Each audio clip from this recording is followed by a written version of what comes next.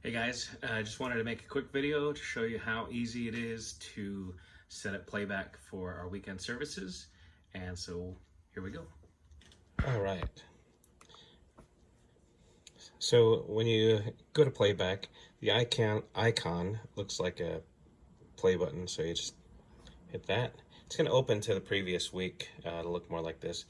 And so to get rid of it, you just hit edit and then hit the minus sign on each of the songs.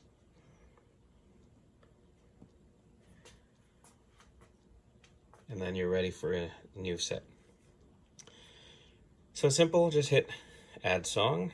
It's going to open up to this window first, which shows my library, click tracks and pads. My library, this is linked to the church's multi-tracks account. So we're just gonna go in there, hit add. We're gonna do a search for the first song, which next week is You Are Life. Add that, check the key, it's in the key is C. That's what we're doing it next week.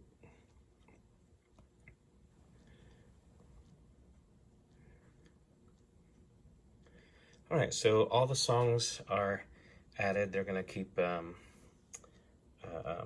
downloading here.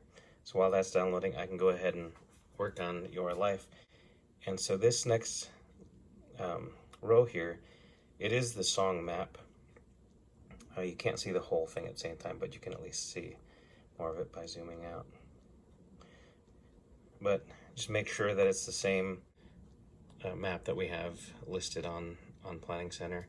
Once you do that, it's all set. You are done. And that took less than 3 minutes. Now there are some other tweaks you can do. Transitions, right now the way it's set up is at the end of every song, it's going to stop at the end of the song and then get ready for the next song. So like here,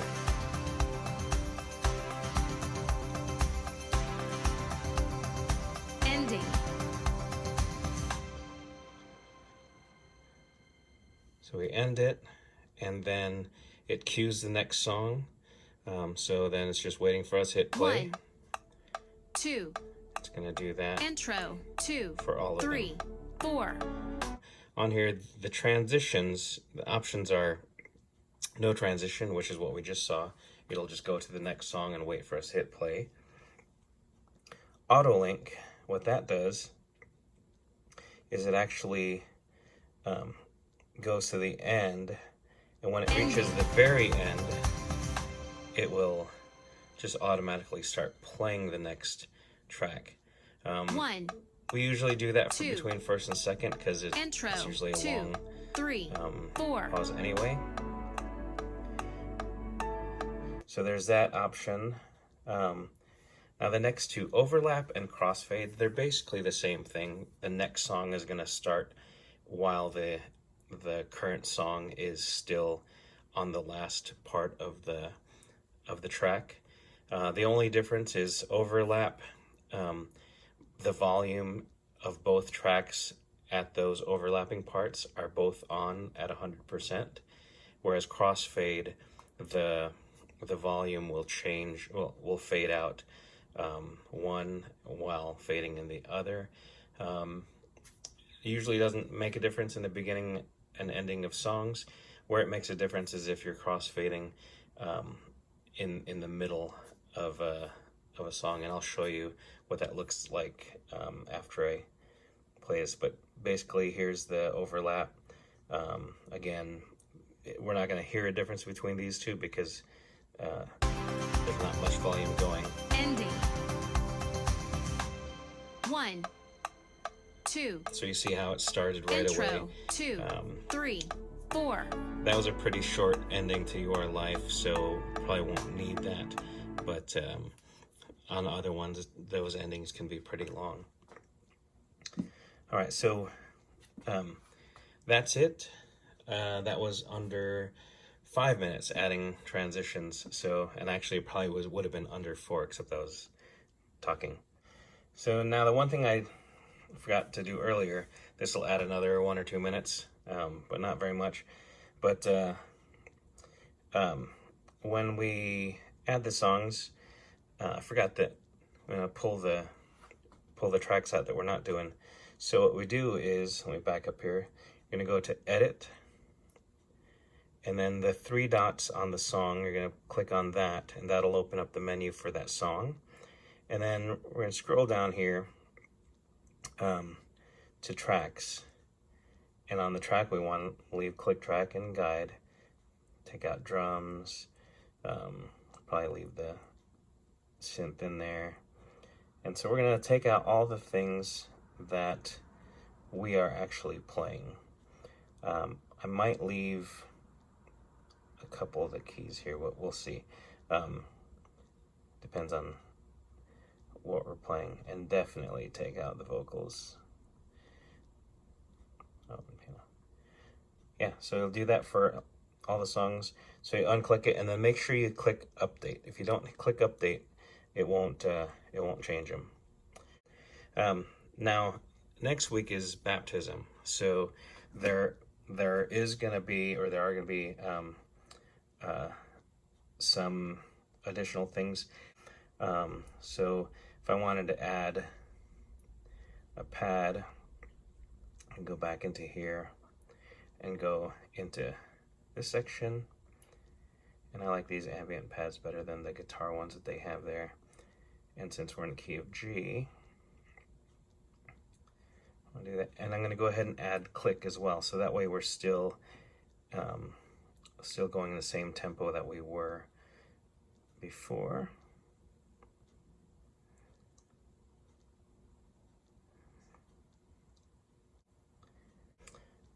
Forgot to add that transition. I thought I added it.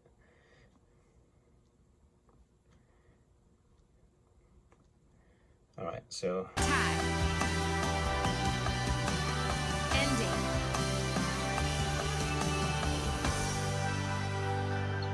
we end it, bring it out, and then the tracks will fade in, and we have our click as well. So you can do vamp on whatever chord progression you want, change it in the middle while overside is going. And what I'll probably do is bring these down so that way it's not overpowering whoever's doing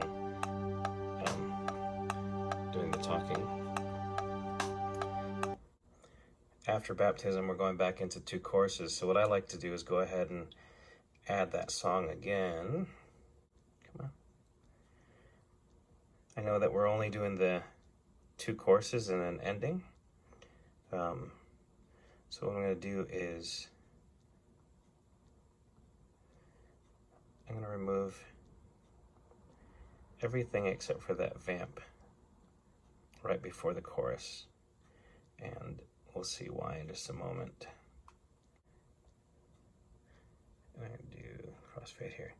So the reason I did that is when baptism is going, and then whoever's praying is going to end it, bring it back to,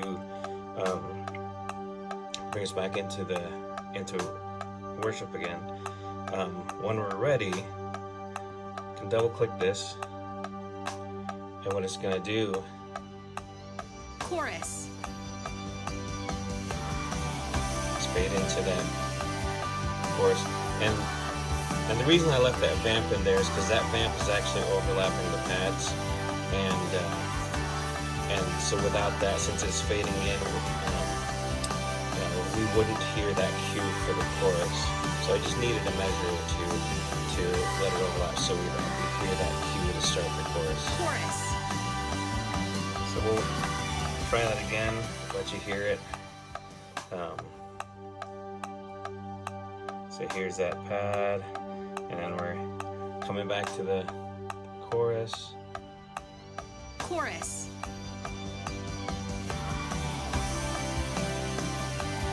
And that's it. There are some other things you can do with this. It's great, but we'll leave it at that for now. All right, thanks a lot. Bye-bye.